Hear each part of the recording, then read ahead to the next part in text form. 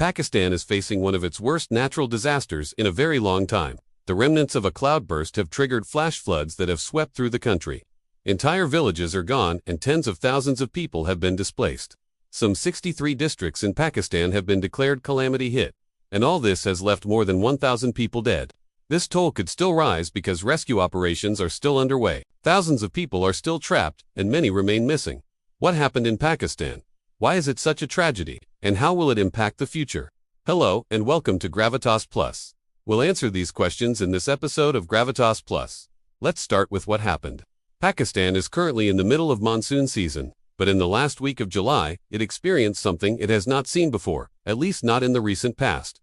An unprecedented cloudburst. What is a cloudburst? Well, it's when there is an extremely heavy downpour in a short span of time. In scientific terms, it's also known as intense rainfall from a thunderstorm. But while scientists can tell you about its formation and intensity, they cannot tell you for sure what triggers it. Experts say sometimes a thin layer of cloud can dump huge amounts of water. It's like pouring water over a brimful vessel. Where does the extra water go? It goes looking for an exit, and it finds it in valleys or cities or towns. Suddenly, there is flooding. Sometimes the water recedes as suddenly as it came. Sometimes it keeps rising. Whatever be the case, the damage is done. Houses are washed away, roads are destroyed, crops are ruined, lives are lost. That's exactly what happened in Pakistan. The difference here is that the impact was much worse. Experts say the cloudburst triggered flash floods across the country. Some parts of Pakistan received more than 100 millimeters of rainfall in 1 hour. Others received more than 200 millimeters of rainfall in just 2 hours. For context, Switzerland, which is known to receive high levels of rainfall, gets around 100 millimeters in a year.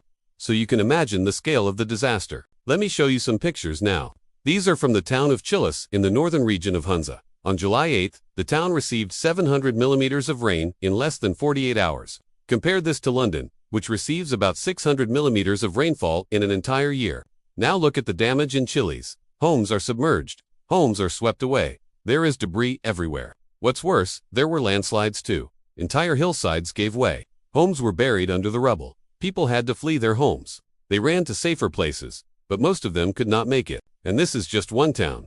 Reports say similar scenes are playing out across Pakistan.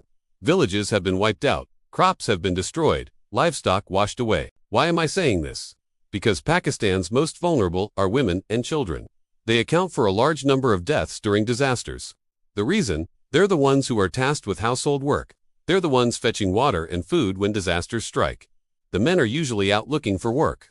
So women and children are the ones who bear the brunt of such disasters. And this is a humanitarian crisis. People are losing their homes, their loved ones, their livelihoods. All they need right now is help. But where is the help? Rescue operations are underway, but they're not enough. Many areas remain inaccessible, cut off from the rest of the world. No food, no water, no medicines, no electricity, no mobile network. We saw similar scenes during the COVID pandemic. Remember those makeshift COVID hospitals in New Delhi? Well, now we're seeing makeshift camps in Pakistan. People are living in the open, taking shelter under trees or on roads. But why did this happen? What caused this catastrophe? Pakistan has received 147% more rain than usual. This is what the Met Office said last week. This is for the region of Sindh, which includes Karachi. Overall, Pakistan has seen 38% more rainfall than usual. Meteorologists say this is part of the monsoon system that sweeps across South Asia every year. But this time the rains were unusual, unprecedented, life-threatening. Is climate change to blame here? Well, experts are divided. One group says climate change is causing more extreme weather events, more heat waves, more droughts, more floods. The second group says it's too early to comment. It needs more research. Let me put it this way. While the science is still deliberating, lives are being lost, people are being displaced, their homes destroyed. Can we afford to wait? We say climate change or not. This tragedy demands our attention now.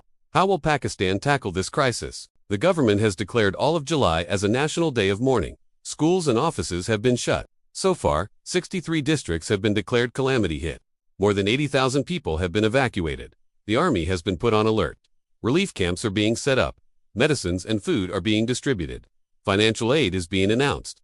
But is it enough? Pakistan is already battling a raging political crisis. This has drained its resources. The new government took charge just a few weeks back. This government, led by Shehbaz Sharif, it's struggling to keep the country afloat. The economy is in sharp, the currency is depreciating. Inflation is skyrocketing. Forex reserves are dwindling. And now this. How will Pakistan deal with this crisis? It has sought help from abroad. On Sunday, it received an aid package from China. Beijing has sent 19,000 tents, 500 metric tons of food and other relief items. More help is expected from the UAE, Turkey, Saudi Arabia, and Central Asia. But will that be enough? Pakistan needs billions of dollars to rebuild itself. And where will it get the money? One option is the IMF, the International Monetary Fund. Pakistan is already in talks with the IMF. It's trying to secure a $6 billion bailout package. Talks have been going on for months, but the IMF is yet to clear the package. Officials say a decision will be taken soon. Another option is the World Bank. Pakistan is also talking to the World Bank, hoping to secure a loan. Meanwhile, its foreign reserves are dropping. At the beginning of July, they stood at $8.54 billion. At the end of July, they dropped to $7.27 billion. Foreign exchange reserves are crucial for any country. They're a buffer against such crises. Once they're depleted, there's nothing much you can do. Your country is vulnerable. It can't import essential goods. It can't repay its loans. It becomes a debt trap. And don't forget the politics. Pakistan is going to polls next year. What happens in between could determine the country's future. Will it derail completely or stay afloat? Only time will tell. And we'll keep tracking this story for you.